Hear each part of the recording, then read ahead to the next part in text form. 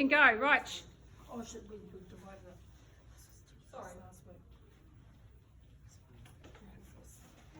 Kia ora, tēnā koutou, tēnā koutou, tēnā koutou katoa.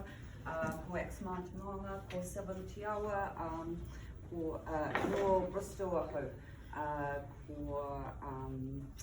Downie toku whānau, ko Kevin Jones, tāku tāne, ko Josie Raro, ko Sam, ko Sven, aku tamariki, ko Alice Downie, toku ingoa, nō reira, tēnā koutou katoa. So, okay, there we go. That was just a bit about me. I'm from Bristol originally, many moons ago. The two artists that I was going to talk and share about today is Shona Tawhio and John Jeet. I think many of you are probably familiar with John.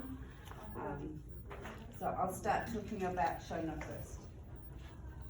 Okay, so she really inspired me. I don't know who's familiar with her work, but she's kind of an inspiration, eh? She's done a lot of work in wearable arts and bringing harakiki into the fashion world of today. So that was partly why I chose her. Wow.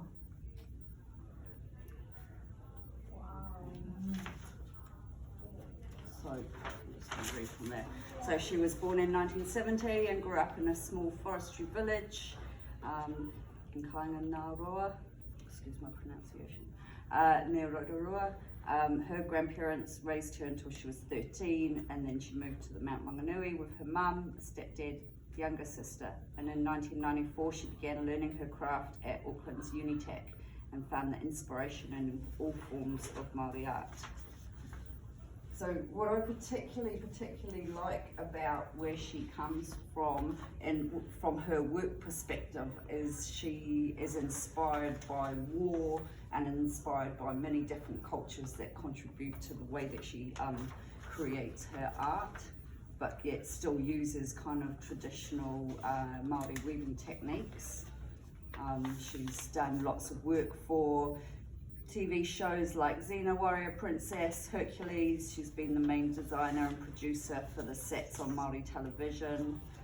Her work has been exhibited in London, Hawaii, Melbourne and Paris, as well as appearing at local events such as New Zealand. And she often talks about actually how her work is more recognised overseas than it is in New Zealand as well. She often sticks to the traditional Māori colours of red, black and white and the natural fibres with a strong focus on warrior themes, and it's very much about kind of the strength of wahine as well. She doesn't work with solely Māori themes but draws on many cultures built of and around war, finding inspiration in garments and weapons from sources as diverse as the Trojan War, French Revolution, traditions of different cultures in Africa, which I think for me is inspiring because not being Māori, it kind of like is nice to see that mix of all cultures coming out in some art. Hey,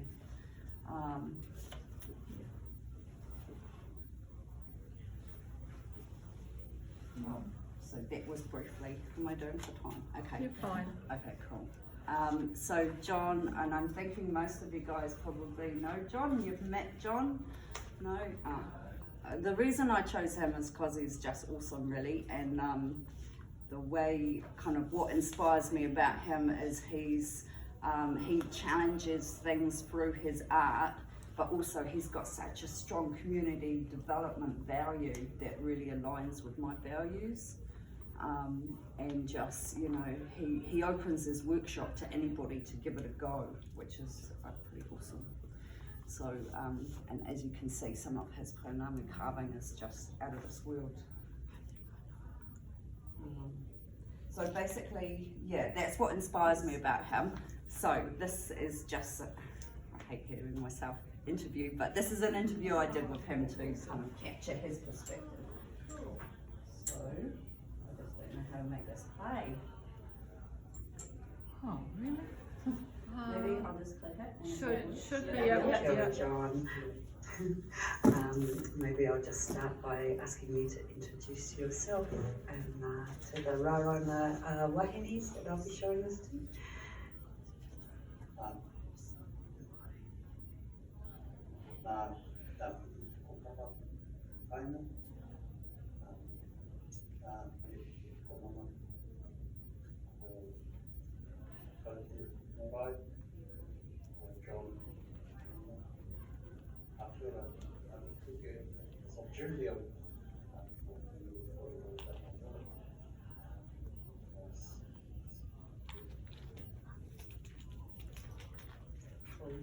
Thanks, John.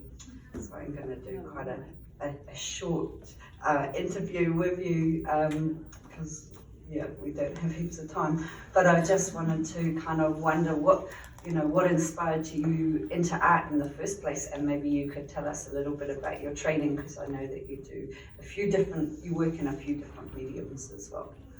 Well, I'll try and keep this really brief. I guess I started at a very young age. Mum said that I was really good at art, encouraged me from such a young age. Has these little stories about how I was this good little artist when I was 5, and I guess based on that, I thought I was good at art, so I'm not working through that. I guess art was my thing. At school, I just draw pictures of people, and then 17, 16, I left school really early, and then went to Polytechnic for 2 years. Did art there, and got a real job like everyone does, freezing works, cleaning, always up a lot of jobs, and then returned back to my art in a professional sort of sense when I was 30. So I moved over from the West Coast to Christchurch so that I could study a finance degree, which then led on to a master's in management, to which I finished in 2015. A little bit of background about the coast. I learned how to carve pottery on the West Coast, typos and polytech. So I found the difference between the polytech and of course university as an all-head start. Both of them helped me get to where I am today. At university, I was studying self-portraiture. I was looking at myself as another. How do I perceive myself in a Eurocentric world? So that was the basis of my study. How I view both Maori, how I view both Indian, how I view both Black, a minority, and exotic. And so with that, kind of touching on that theme, what have been some of the challenges of, do you feel like you've had the same opportunities to get your art out there and be recognised as an artist? I think a lot of my work is very confrontational. As a Māori artist, because I do believe seeing that Māori blood runs through my veins, that I'm a Māori artist. I don't know real if that's been quite a challenge, especially talking about women within circles. I feel that I need to do more work in that space. I've spent most of my life at university and school, and I haven't had a chance to just develop my practice field. So where do you stop in that space? So it's just trying to, for myself, personally, I've got to just, come to terms with my Māori tanga, whatever that looks like. I found it really hard talking to Europeans, many Europeans about my work, because it is quite confrontational. It's not painting a beautiful picture. It's my perception of how I see it, the prejudice, the racism, and all those other little things. Unconscious biasness, that's called now, which is just a nice way of saying racist.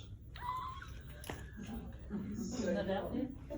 We need to be more honest about these conversations, and we need to be honest with our children and the ones with education in high schools. I'm now a high school teacher, and I see many of our Māori in Pacific are just lost. What are we going to do about that as educators? So we have a responsibility to say it's okay to be. I guess if I was in Auckland, maybe a different story, because there's a whole collection of brown practitioners up there. You know, I feel like I'm kind of an ambassador of sorts here, one of a few. Yeah, no, that's great, thank you. And I guess, you know, like I mentioned before, you know, one of the kind of inspirations for me with the work that you do as well, with both your painting and especially your carving, is your kind of community development approach as well, and your kaupapa around kind of having a open workspace for people to come and, you know, come and get involved, and that's quite unusual. Yeah. Tell me a bit about that. Well, both practices that I lean towards, the carving and painting, it's very isolated, and you're working individually in a studio space, and there's a lot of head talk. I do like that, and sometimes I like that, but sometimes I just like sharing, and it's not so much about the I, it's about the we. And I guess maybe that's part of my upbringing. Mum was a Jehovah's Witness, so we used to knock on doors, as you do, and it was about sharing, and I think there's a component of that that's been interwoven into my practice, to be able to do that and share, you know. I guess it's what I like doing. I love teaching, and I feel that the more you teach, the more you have an understanding of the concepts that you were trying to grasp, if that makes sense. Yeah. If you keep on talking about that one or two those principles, you know, it's just as you become automated. It's so easy, you're not even thinking about it anymore. It's just part of who you are. And I guess that's the strength of teaching, and help greatly with the things, the we. I'm just going to have to leave it there because, yeah, I've only got a few minutes to present, but is there any last words that you would like?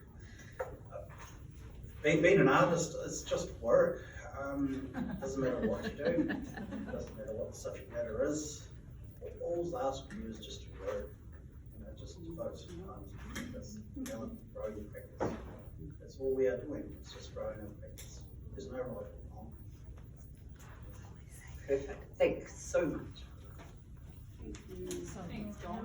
Cool. It's nice to hear that. What school does he teach at? It's Limwood, I think. Oh, yeah. Really? But yeah, and also he has an exhibition on in June if anyone wants to go and check out. There's a collective Matariki exhibition at the Limwood Community Centre. Yeah. Remind us. I don't think it's in the art Yeah. No, I think. But that's me. Anyway, that's my Quiet.